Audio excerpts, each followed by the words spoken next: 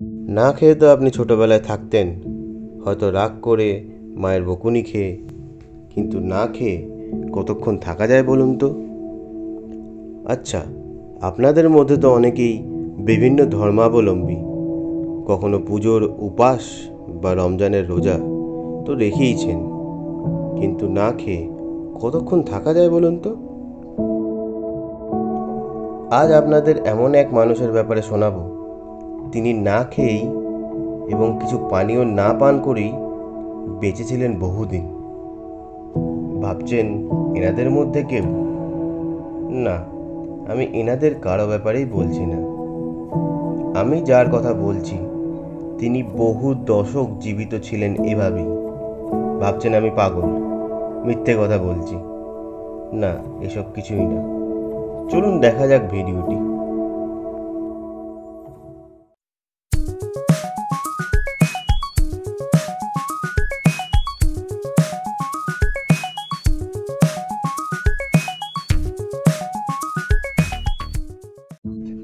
ভারতের গুজরাট রাজ্যের মেহসানা জেলা, এই জেলার একটি জায়গার নাম চরদা।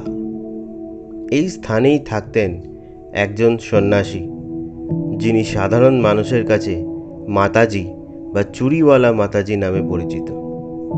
ভাবছেন সন্ন্যাসী অর্থাৎ পুরুষ ব্যক্তি, কিন্তু মাতাজি কেন?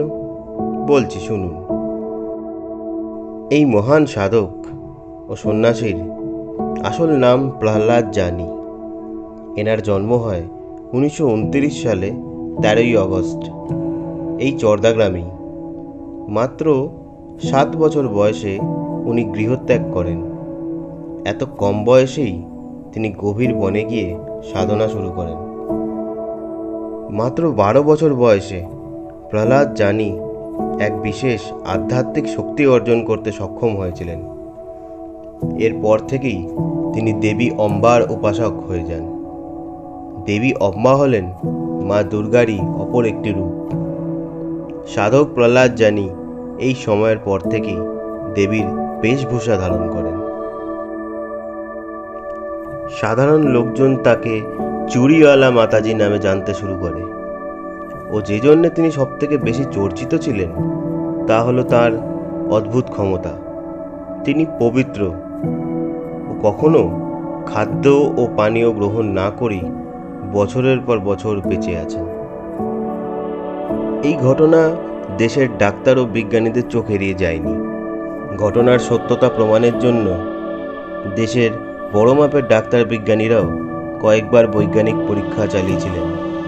কারণ ঘটনাটি যদি সত্যি হয় তাহলে এটি চিকিৎসা বিজ্ঞান ও মানবদেহের বিভিন্ন সম্ভাবনা সম্পর্কে নতুন তথ্য ও রহস্য উন্মোচন করে দেবে। প্রথমবার পরীক্ষা চালানো হয় 2003 সালে আহমেদাবাদের স্টার্লিং হসপিটালে। ডাক্তার সুধীর শাহের নেতৃত্বে চিকিৎসকদের একটি দল তার উপরে পরীক্ষা নিরীক্ষা চালিয়েছিলেন।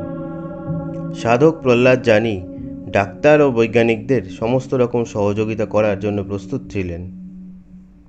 প্রথম পরীক্ষায় তাকে টানা 10 দিন একটি আবদ্ধ কামরায় রাখা হয়। কোনো রকম মল বা মূত্রের নিশানা শরীরে পাওয়া যায়নি, কিন্তু 10 দিনের মধ্যে ওনার সামান্য ওজন হ্রাস ঘটে। প্রথম পরীক্ষায় চিকিৎসকরা কোনো সিদ্ধান্তে উপনীত হতে পারেননি। সামান্য সন্দেহ মনের মধ্যে থেকেই গিয়েছিল। এর পরের বার পরীক্ষা করা হয়েছিল 2010 সালে। এবারও আরেকবার আহমেদাবাদের স্টার্লিং হসপিটালে এই পরীক্ষা চালানো হয়েছিল। এবারও ডক্টর সুধীর শাহের নেতৃত্বে চিকিৎসকদের দল এবং সাথে 35 জন গবেষকদের একটি দল defence institute of psychology and allied science অর্থাৎ DIPAS এর তরফ থেকে উপস্থিত ছিলেন। DIPAS এর ডিরেক্টর বলেছিলেন, এই রহস্যের যদি উন্মোচন হতে পারে তাহলে মানবজাতির জন্যে বহু নতুন সম্ভাবনার সৃষ্টি হয়ে যেতে পারে। সেনাবাহিনী, মহাকাশচারী, প্রাকৃতিক দুর্যোগের হাত থেকে বাঁচতে যেখানে মানুষকে না খেয়ে বা জল পান না করে বেঁচে থাকার প্রয়োজন পড়ে, সেখানে মানুষ উপকৃত হতে পারে। India is now proposing to have missions to moon, manned mission to moon, and in the long run to Mars also. So how people can survive? This strategy, if we understand how people are surviving without food and water, that may help us in working out strategies for making people to live without food or water for longer duration. 2010 সালের 22শে April থেকে 6ই মে 15 দিনব্যাপী তার ওপরে পরীক্ষা চালানো হয়েছিল। এই 15 দিন যাবৎ বিশেষ আবদ্ধ ঘরে সর্বক্ষণ একাধিক সিসিটিভি ক্যামেরার সামনে তাকে পর্যবেক্ষণ করা হয়। এই 15 দিন যাবৎ তিনি না কিছু খেয়েছিলেন অথবা পান করেছিলেন। তিনি সম্পূর্ণ সুস্থ ও স্বাভাবিক ছিলেন। বৈজ্ঞানিকদের কাছে এটাই আশ্চর্যের বিষয় ছিল যে তিনি শক্তি কিভাবে সংগ্রহ করেন দেহকে চালিত রাখার জন্যে, আর তার শরীরের বর্জ্য পদার্থই বা কোথায় যায়? তিনি তার শরীরের জলীয় স্তর কিভাবে বজায় রাখেন?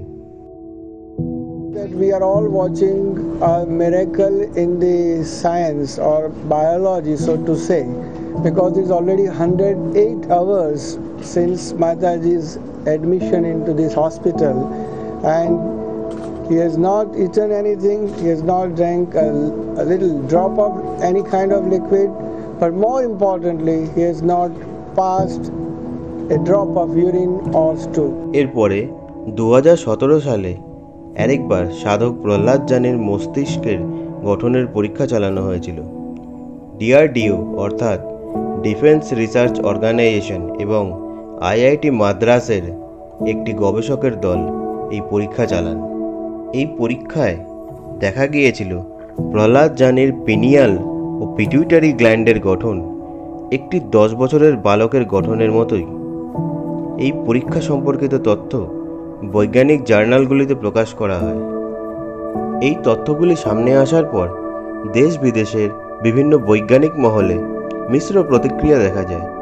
অনেকের মতে এসব অসম্ভব, আবার কারো মতে যোগ সাধনার দ্বারা হয়তো এটা সম্ভব হতে পেরেছে।